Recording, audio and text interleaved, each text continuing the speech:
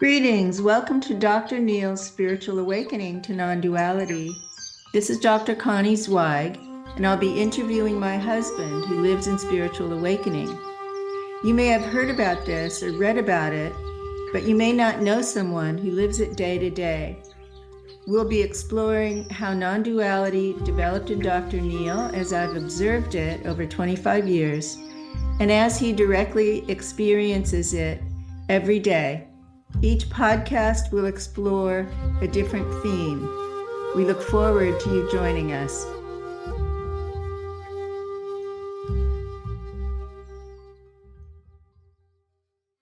Greetings. Welcome back to the podcast. Today we're going to explore higher emotions, emotional states that arise with awakening. We know from Ken Wilber that we can experience any state in any stage of development. So we could certainly pop into one of these states in a lower stage, especially with a runner's high or psychedelic trip. But what we're going to focus on now is Neil's experience of how these unfolded with his awakening in a spiritual context. So let's get started. Dr. Neil? So what are we talking about here? Are we talking about happiness? No. We're talking about sadness, joy? No. We're talking about things that are beyond that. And many people have spontaneous highs. So running, they have an endorphin high, or they have a serotonin high, or norepinephrine. They have some great sex, get a high out there. So this is not the same as those. This is something that involves with consciousness, and for me, opened up before I was awake, this lifetime. The last lifetime I was awake, and I did go to Brahmaloka bliss consciousness state, heaven we may call it. So I did have that behind me. And so when I was within you. Within me. In my late teenage years, I began to experience blissful states of meditation. And that opened the door. And so I can talk more about that. So you mentioned to me that sort of the foundational state is well-being in the body. Yeah, well, these are all non-dual states we're going to be talking about. Non-dual in the sense that there's no subject, there's no object, and there's no process. These things just exist as part of consciousness. So all these states are non-dual, although they may start off not being non-dual, but they develop into that. So the first one, I think, is a sense of well-being, and you said in the body, but it's in all bodies. It's the astral body, the mental body, the Buddhic body, the atmic body, the celestial body, non-dual awareness. So it's a sense of well-being, almost like, how would I describe it? Everything's okay. Everything feels good. Like having a beautiful night's sleep and waking up feeling great. So, but it's a general feeling that exists on all levels, and comes with waking up. And so, if we're not in touch with our subtle bodies, how do we know there's well-being in the astral or mental body? You don't, unless you're in touch with it. But you can generally start off by feeling it in the physical body. So right now I'm experiencing it as part of the speech. So the mouth is speaking and I'm not identified with it. And there's a sense of well-being that goes with it. It's embodied and it's part of pure consciousness. And it's non-dual. So I can experience well-being, maybe people can relate to this, when I put these conditions on it, like I'm rested, I've eaten well, I've meditated well, I'm in harmony with you. I'm enjoying my work or whatever I'm doing. And there's a sense that kind of mother is at home in my body. No pain, no discomfort, just a sense of wellness. Right. Now imagine if you could have that anytime you wanted. Not because you were rested or because you ate well or because you were happy, but a sense that you can connect with this intrinsic part of yourself that has well-being and feels good about life and yourself. Okay, so you're saying it's inherently present, but then we put these conditions on it. Yeah, well, if you're identified with your body, or identified with your personality, so some things, you evoke for happiness, for sadness, well-being. You actually evoke those things and repress this state in general in your life besides that. Oh, because we're triggering ordinary emotions, the well-being is in the shadow. Right. Okay. So because we're taking the ride. Once the body is quieter and the mind is still and the soul is expanded and one is being, pure awareness. So these states that don't have any limit to them. They're not bound by form. Like it's not just well-being in the body. It's well-being because I'm happy, well-being because I'm sad. Yeah. I can be in grief or in pain and still have well-being. Okay. And those emotions are also there. Okay. I got you. So then what was the next higher emotion that emerged? Well, the next one I'd like to share, and obviously these orders are not always exactly linear because it's non-dual. It's what I call nectar. Nectar is a taste in the mouth, begins in the mouth. It's the sweetest taste that you can imagine. It's pure love. And it's in the mouth and it spreads from there to everywhere. It is always everywhere, but it seems to focus itself initially in the mouth, or did for me when I was 19 or 20 in the mouth. And now is always available. So this may be unfamiliar to people, that you have a certain sweetness in your mouth because of your spiritual practice. Mm-hmm. Can you say more about it? Well, I had Kundalini rising upwards, and I was doing intense practices. And I noticed that my tongue connected with my upper palate, and that there was a sense of sweetness that was profound and grew. In India, they have a practice where they cut the under part of the tongue. Yeah. And so that the tongue can go all the way back, and that nectar can be moved into the head. Oh, yeah. It's a hatha yoga practice. It's a hatha yoga practice. Yeah. So the tongue touches as far back as possible. Yeah. So this is, for me, my tongue doesn't need to go anywhere. So it's present, and it's really beyond well-being. You said it's like honey. It's honey. It's glorious. It's even if you don't like sweet things, it's whatever you like taste-wise. It's like hard to imagine a sweeter taste, a more joyful taste. Okay. So, and I think that was opened up by the Kundalini. Okay. So we're calling that a higher emotion, and it sounds more like a sensation. Does it have an emotional quality? It is happiness. It is happiness. It's pleasure. It's kind of like somebody rolled you up into a multi-orgasmic experience where you have this sort of full body sweetness. So it's in one moment. In what? One moment? One moment, and it's constant. It's always there. Okay. What's the next one?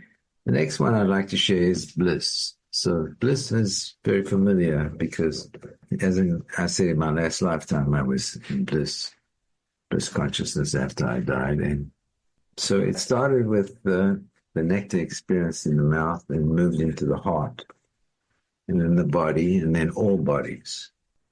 Oh, your bodies. All my bodies, the astral body, mental body, Yeah. all the bodies. And now it's non-dual. In other words, it has no subject or object. It's just pure, radiant bliss.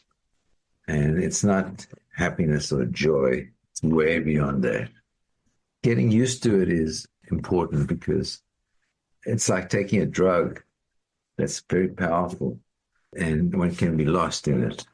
There are many people who get lost in bliss, get addicted to it. So being used to it or accommodating it and still functioning is important. Yeah, when we were in India, we saw all these people on the streets who looked very blissed out, but they weren't functional. No, the functionality is key. So being grounded and being able to be high like that at the same time is important. And I'm experiencing that now. While I'm talking, I'm totally blissed out. And how about when you're seeing clients? Yeah, I can be in this state or I can be in ordinary dual consciousness. That is always available as well, the dual consciousness. And so it all depends on what's needed in the moment. I don't believe that one needs to stay in this state perpetually. I left it for a reason. And that was that it's addictive and one stops growing if one is always happy and always ecstatic, bliss in bliss. So what's the point of actually trying to do anything new? It's kind of like a heroin addict. Yeah, so it's risky. It has dangerous potential. Right. So I want to be free of all states, and that's my identity. When I was asked recently, who are you? And the answer that I'm free. I'm free from any state. And yeah, it was define awakening, and you said freedom. That's correct. Yeah. Okay, so free of all states. So what I'm hearing you say is you have access to these states, but you're not identified with them. I'm not identifying because different circumstances open up different needs. So, there's a time to be very serious and a time to be ecstatically happy. And, being able to be ecstatically happy most of the time is valuable, but not all the time. Right. At a funeral. Yes, would be inappropriate. Right. Okay. So I'm thinking of Satchit Ananda, in Vedanta, Indian philosophy. Ananda refers to bliss. Mm-hmm. And it's kind of taught that it's the nature of consciousness. It's one of the qualities of consciousness. Right. I would look at it as the next thing I'm going to talk about, which is not just being conscious and bliss, but ecstasy. I think that's a better way to look at this state. So bliss is kind of humming along in a. It's not a wave. It's a flat line. It's a constant state. Whereas ecstasy is like waves of energy moving, ecstatic states. So it's dynamic. It's dynamic. I guess orgasm would be something like that. And this is like orgasm in different parts of the body, in different parts of the consciousness, all happening one after the other. And when did that start happening? Also, when I was younger and I was meditating 4 or 5 hours a day, and I had these tremendous Kundalini experiences, and that opened it up. But now it's always available as long as I put attention there. So you can go into well-being or nectar or bliss or ecstasy at will? Yes. There are times where it's difficult and I have to focus and pay a bit more attention to it, but in general, it's available. And can you function in ecstasy? I'm in ecstasy now, so I'm functioning. I think what happens is as one accommodates it, you get used to it and it becomes normal. And part of the reason for me coming back this lifetime into a body was to normalize these experiences that are not just bliss on a flat line, which was what I had before. Normalize meaning integrate them into duality? Integrate them into functioning, like to functioning. In other words, be in ecstasy and functioning at the same time. So one can imagine being in ecstasy and not functioning quite easily. You know, most people have had this experience somewhere in their life where they have some ecstatic high, whether it's sex, whether it's psychedelics, whether it's some kind of drug experience, but they're not functional. They can't function on an everyday level. So getting used to these states is important. And there's one more, which I would like to share, which is a rapture. Rapture is a term that's used by Christians generally, but I'm not using it in that context.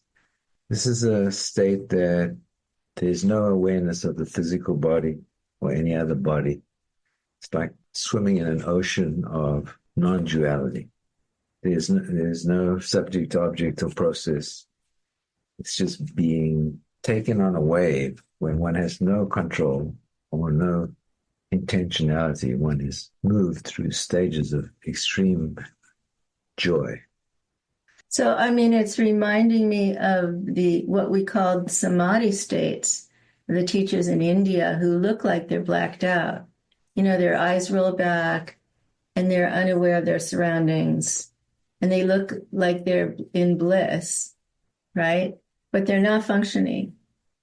Right. Yeah, you're not functioning in rapture. It's not a functional state. And I don't spend too much time in it because of that. So maybe this is nirvikalpa samadhi or some of the states that are described in the mystical scriptures. Right. So most of the states are described in terms of cognitive structures or a way of mapping it.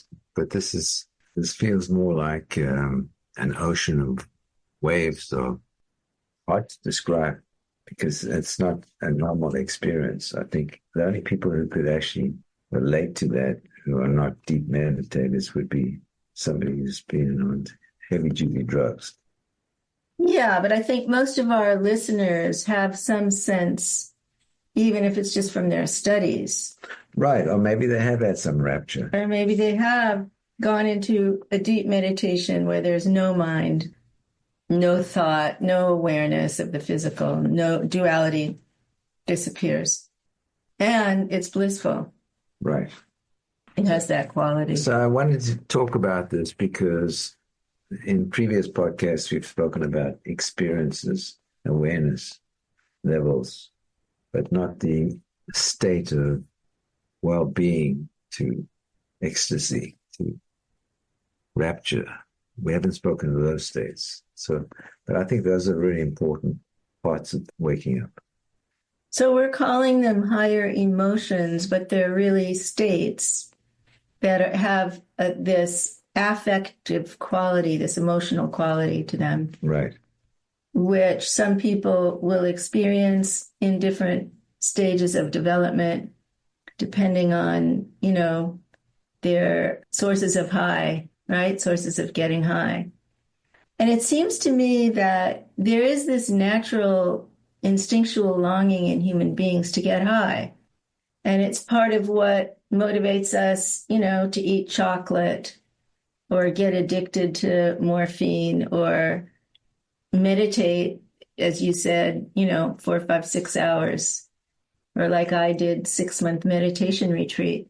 It's this longing to alter our state. To go home to a place that is more than happy, more than blissful, more than just high. More than a temporary high. Well, temporary and accessible, accessible as part of life. Yeah. Okay. So let's check back in with where you are right now, given we've been talking about your state Right. before we end. Well, I'm feeling ecstatic. So it's a deep sense of ecstasy. But this is available to everybody. This is not personal. This is the state of pure consciousness. This is the state of non-dual awareness. And there are techniques and tools to get you there. It's a scientific path now. It's been described by many people in many ways. So I would like you all to actually have this if you don't have it already. Okay. Thank you for listening. Bye-bye.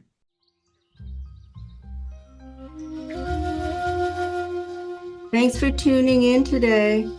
If you found our discussion insightful, there's a good chance your friends will too.